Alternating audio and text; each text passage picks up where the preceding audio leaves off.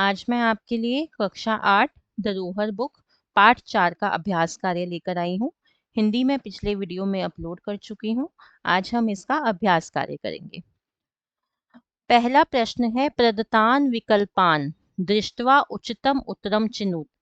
दिए गए विकल्पों को देखकर उचित उत्तर चुनिए। ग्रामे कह निवसति स्म। गांव में कौन रहता था? मेषपाला, चारवाहा। सह स्वमेषान आदाय कुत्र गच्छति स्म। वह अपनी भेड़ों को लेकर कहाँ जाता था? वनम, जंगल। अरण्ये यदा कदा क दृश्यते स्म। जंगल में कभी कभी कौन दिखता था? वृकः, भेड़िया। के स्वशस्त्राणि आदाय आगच्छन्। वे अपने शस्त्र लेकर आ गए। कौन अपने शस्त्र लेकर आ गए? सॉरी, ग्रामवासी ना, गांववासी। वृकः आगच्छत्, भेड़िया आ गया। इति कह अवदत्, ऐसा किसने बोला? कौन बोला? मेषपाला, चारवाहा। अगला प्रश्न है प्रदत्ते पदे विभक्तिम प्रयुज्य रिक्त स्थानी पूर्तिम कुरु। दिए गए पद में विभक्ति लगाकर रिक्त स्थानों को पूरा कीजिए। एकस्मिन, ये आपके पाठ में से ही वाक्य दिए हुए हैं। एकस्मिन, अब क्या आएगा? एक गांव में एक चारावाहा रहता था, तो गांव में ग्राम में लग जाएगा, सप्तमी विभक्ति लग जाएगी। सह मध्याह्ने डैश आगच्छति स्म। वह दोपहर में घर को आता था, तो यहाँ पे आपका ग्रह आ जाएगा, घर में घर को आता था। जना नाम डैश सह मृषा अवदत्। लोगों को उसने झूठ बोला, किस लिए? विनोदाय, मनोरंजन के लिए उसने झूठ बोला। तो विनोदाय आपका चतुर्थी विभक्ति लग जाएगी, के लिए है, क्योंकि के लिए आपकी चतुर्थी विभक्ति होती है। मेषपालः डैश दृष्ट्वा हस्ति। मेषपाल, चारावाह, उन्हें देखकर हंसता है, तो यहाँ आ जाएगा तान, उनको देखकर हंसता है। ग्रामवासिना डैश अभवत। ग्रामवासी क्रोधित हुए, तो यहाँ आ जाएगा क्रुद्धाः। अगला है प्रदत्तान प्रश्नान पूर्ण वाक्येन उत्तरत। दिए गए प्रश्नों का पूर्ण वाक्य में उत्तर दीजिए। सह कान आदाय वने गच्छति स्म। वह किसको लेकर वन में जाता था? सह स्वमेषान, वह अपनी भेड़ों को लेकर वन में जाता था। अरण्ये यदा कदा कः दृश्यते स्म। जंगल में कभी कभी कौन दिखता था? वृकः, तो कह की जगह वृकः आ जाएगा, बट पूर्ण वाक्यन है तो आप पूरा वाक्य लिखेंगे। शस्त्राणी आदाय के आगच्छन्। शस्त्र लेकर कौन आ गए? तो ग्रामवासीना, गांववासी आ गए, तो के की जगह पे ग्रामवासीना आ जाएगा।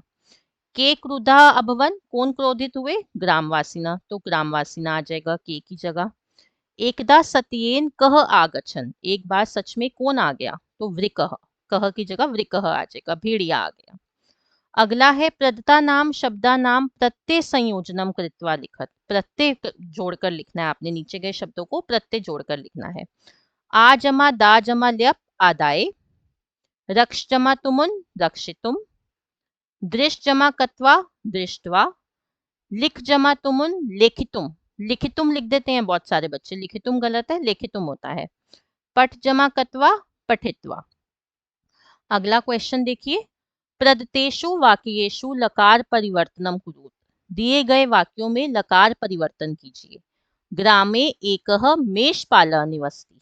अब निवसति को आप लोट लकार में करेंगे, धातु को चेंज करेंगे, पूरा सेंटेंस चेंज नहीं करेंगे, तो निवसति का निवस्तु हो जाएगा। जिस पुरुष, आप देखेंगे इसमें कि निवसति जो है वो एक वचन में है, तो आप एक वचन में ही लिखेंगे, क्योंकि एक मेषपाल की बात हो रही है ना, तो निवस्तु आ जाएगा लोट लकार का। सह वनम गच्छति, तो लंग लकार में हो जाएगा अगच्छत, गच्छति का अगच्छत हो जाएगा। तत्र एकः वृकः आगच्छति। आगच्छति लिट लकार में हो जाएगा आगमिष्यति, वहां एक भेड़िया आता है। लट, अब लिट में हो जाएगा आएगा, तो आगमिष्यति हो जाएगा। सह मृषा अवदत्, उसने झूठ बोला, तो लट लकार में हो जाएगा वदति, कि वह झूठ बोलता है। ते शस्त्राणी आदाय आगच्छन्, वे शस्त्र लेकर आ गए। लट लकार में हो गया वे शस्त्र लेकर आते हैं, तो आगच्छन्ति। अगला है प्रदत्ता नाम वाक्या नाम संस्कृत भाषा अनुवादम कुरु। इस वाक्यों को संस्कृत भाषा में अनुवाद करना है। जंगल में एक भेड़िया रहता था। वने एकः वृकः निवसति स्म। वह बोला, बोला, तो सह अवदत् पास्ट टेंस में हो जाएगा, लंग लकार में। वह जोर से हंसता है। सह उच्चैः हस्ति।